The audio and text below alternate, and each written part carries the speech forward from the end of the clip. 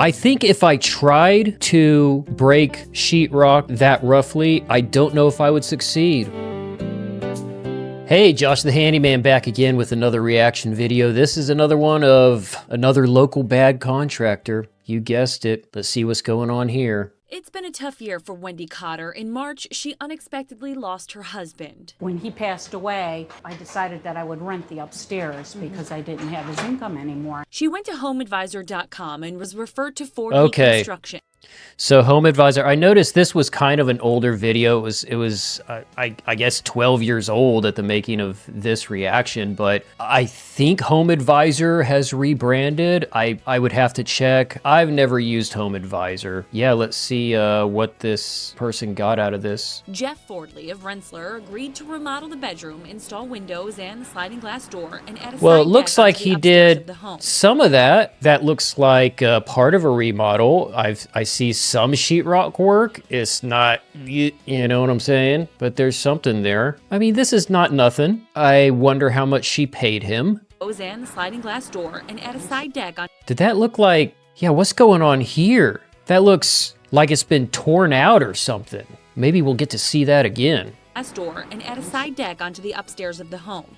A contract for the work Oh, was yeah. written, but Look at that. I think if I tried to break sheetrock that roughly, I don't know if I would succeed. That is wild. Each week he would ask me for more and more money. You know, there was $6,000, $7,000, $8,000, but he would show me things and say that's what he needed the money for. in a matter of 5 weeks, Wendy paid Fordley $42,000. What? $42,000 in 5 weeks? That's wild. If you're paying someone $42,000 in 5 weeks, that should mean that they are getting their final check for the finished product by the end of that 5 weeks. And this thing she's talking about getting draws, contractors, sometimes they'll take draws. 6,000 here, she said, 5,000, 8,000 there. And I'm sure he did show her what he needed the supplies for. What I'm saying is that's all well and good. I'm gonna need you to show me the receipts for said such supplies, show me the cost structure. For that kind of money, you're talking about tens of thousands of dollars. There should be a complete breakdown presented to you in written form showing exactly what you're paying for and why this is about to be so expensive. My husband's life insurance.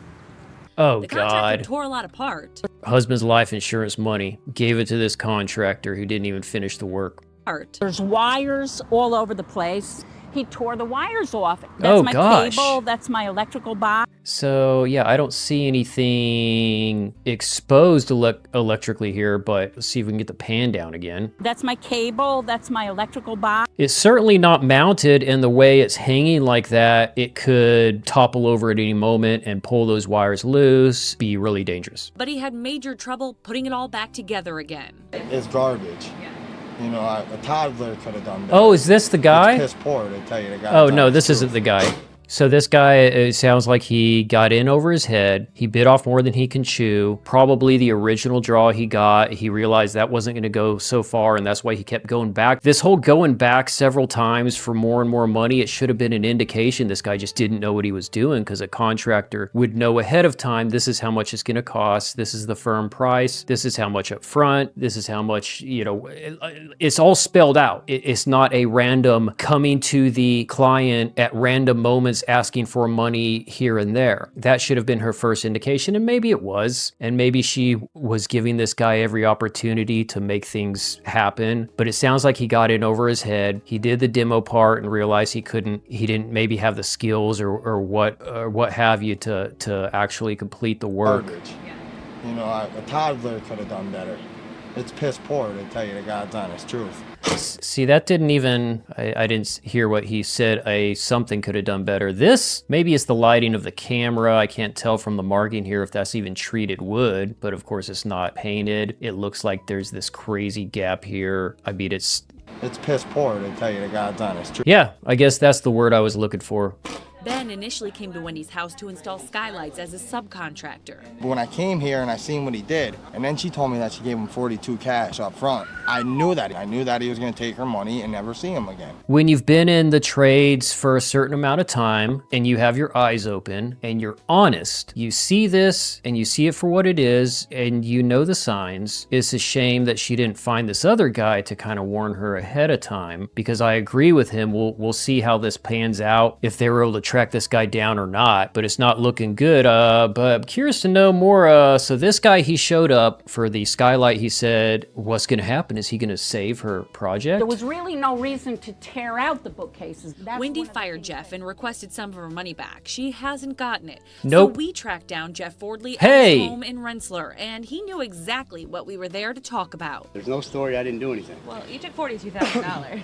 So if this guy ever has to hire an attorney, that attorney might ask him, why are you going and running your mouth on a news program? No, I didn't. You didn't take $42,000? No, no. And you can call the I detective saw before you air me. receipts for $42,000. Okay. What about all the material that was left there? Work that was done that was there? I agree, she owes money back. Absolutely. The fact is how much? What's fair? The bottom line is, she says she paid. What this guy is trying to say is the $42,000 was spent as evidenced by the fact that you see these repairs at her house. To talk about the equipment that's there, if this lady wants to spend thousands of dollars on ladders and stuff, I think she can do that on her own without having to hire a contractor. This guy's grasping. He mentioned a detective, so that makes me think maybe there was something filed already. Paid you $42,000. And what's there, we both agree. You see his arms are crossed. He's like not, I don't know why he's even having this conversation. He clearly doesn't want to. It's not $42,000 worth of work. I have $25,000 in receipts for material that was left at her house. There could be that much work that has been done, but that's not of issue here. Of issue here is, dude, you kind of jerked her around. Produced about $10,000 worth of those receipts. CBS 6 has also learned that Fordley has been banned by Albany City Codes from pulling any permits.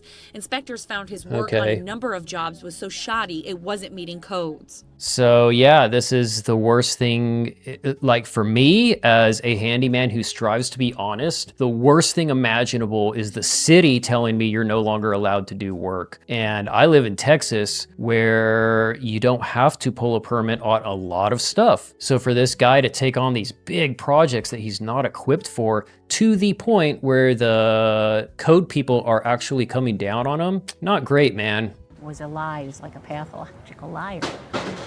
And he came into your life at a very trying time. At the worst time, yep. It was 3 weeks after my husband Oh, died. I reached out yeah. to- So her husband had just passed maybe a few weeks prior before she found this guy and hired him. She wasn't in a position to be making these decisions, because I was kind of wondering about that. Why, it's like, why would you keep giving him this money? It's just the wrong guy coming along at the wrong time and taking advantage of this poor woman, at least as far as how this story is being portrayed. I reached out to homeadvisor.com to see what kind of background check they possibly could have done that would have led them to refer Jeff Fordley.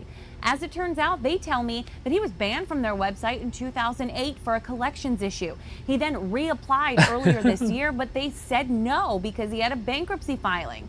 It turns Oh my out gosh. HomeAdvisor pre-screened Christopher Fordley, which we have since learned is Jeff's brother.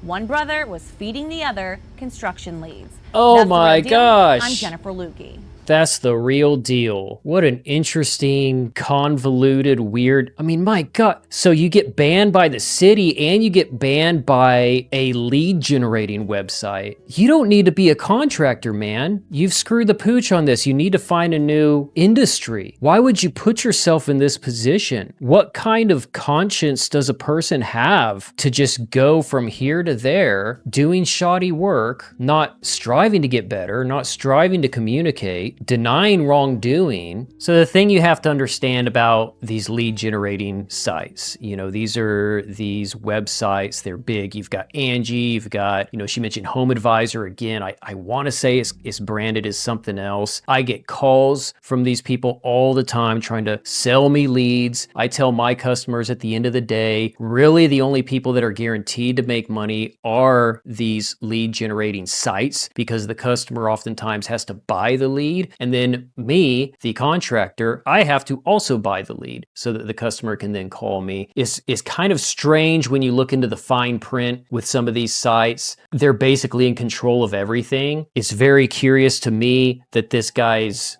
brother would be the one to sign up to get leads so that he could feed them to his brother who had been banned. That's wild to me. But anyway, man, be careful out there. Don't make any crazy decisions financially, especially after a loss. You know, it happens, and you live and learn. Hopefully this guy stops trying to fix people's homes poorly. See you next time.